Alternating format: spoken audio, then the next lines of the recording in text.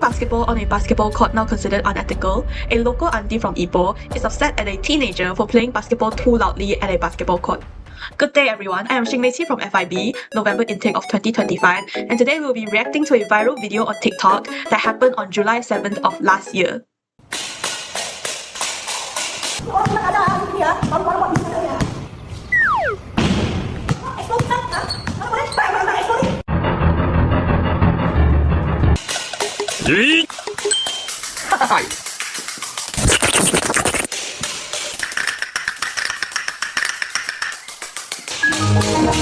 Welcome back from the video. So right now I'm going to explain a little bit on the detail from what I can see from the video.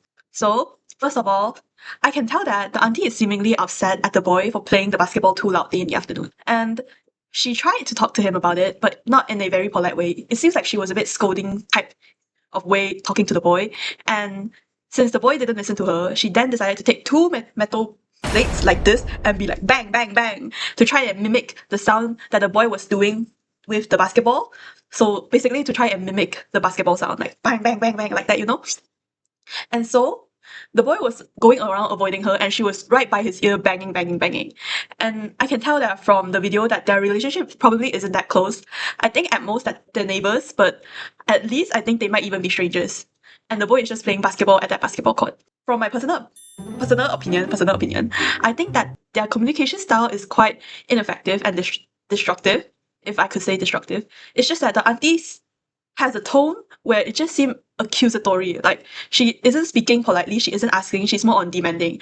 And the boy, from what I can tell from the video, the boy isn't really talking much. I think he's more avoiding the auntie. He's like having this avoidant communication style and it isn't really solving the problem. So I think both of their communication style is a bit off. The auntie could have asked nicely and the boy could have been more active in talking and expressing himself. I think the overall dynamic to their relationship and to this situation and to their communication style is that I think both is in the wrong. With the auntie being very disruptive with her communication style, the moment she stepped into that basketball court, she was demanding the boy to stop playing and that the basketball sounds like explosion. And as for the boy, he was very dismissive towards the auntie, almost as if the auntie didn't exist and he kept playing his basketball without actually sitting down or standing nicely and listening to the auntie attentively and replying to the auntie. If you were to reply to the auntie, I think the situation would not have escalated that far. In the video, right, it is said that a passerby tried to reason with the auntie but gave up and left afterwards. I would assume it's at the part when the auntie is banging two metal plates to each other, but from this we can tell that the auntie isn't willing to listen to other people's opinions and that she just wants to keep doing what she's doing, which was bothering the basketball player. Anyway, so I think for the conflict type, right, I think that it's just a small dispute among neighbors and that they could have been resolved quite easily if the auntie were to explain her situation a bit more. Like, the boy is doing a very normal thing. He's just playing basketball in a basketball court. It's literally in the name. It's called a basketball court. And though it is unreasonable for the auntie to ask him to stop playing, but if she were to explain a situation that she might have, maybe there's someone who's sickly or ill and is sleeping there and the noises that he's producing is disrupting them, then yeah, the boy should definitely stop since he's bothering someone who is sickly. Maybe the auntie got a baby on her hand and the baby just fell asleep after like 10 hours, I don't know. And she don't want the baby to wake up. And if she were to ask nicely, I think the boy would have stopped. But she didn't. She just started demanding the boy to stop.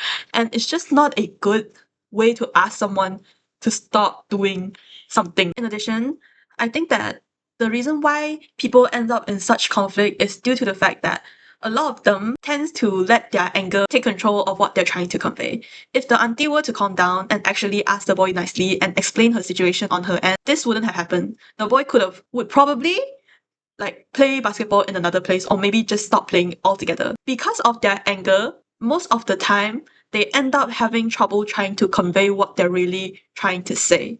If I were to come to you and be like, hi, can I borrow a pencil? You would have borrowed me that pencil, right? But if I were thinking angrily, I would have been like, hey, give me that pencil. And because of my tone, you probably would be like, whoa, why are you being so rude?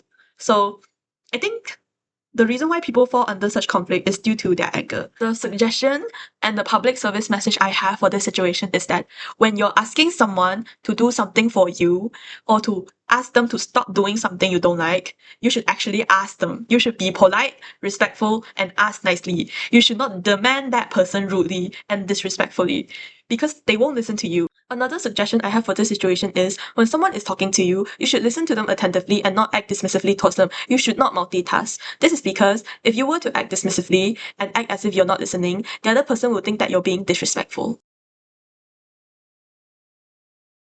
He's being too loud. I should ask him to be more quiet. Hey, excuse Yes, me. miss. Wait, he isn't necessarily in the wrong. This is a Miss. public area after all.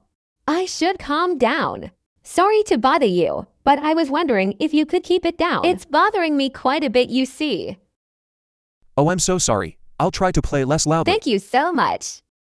Conclusion, I think that the best way for us to maintain pleasant relationship and avoid such situation is by having good communication skills and be a good person. If you were to be respectful towards everyone, they will be respectful back towards you. And if you were to be able to communicate well, people would not misunderstand you. You'll be able to explain yourself clearly and they would not make up assumptions about you. That's all from me. Thank you for watching.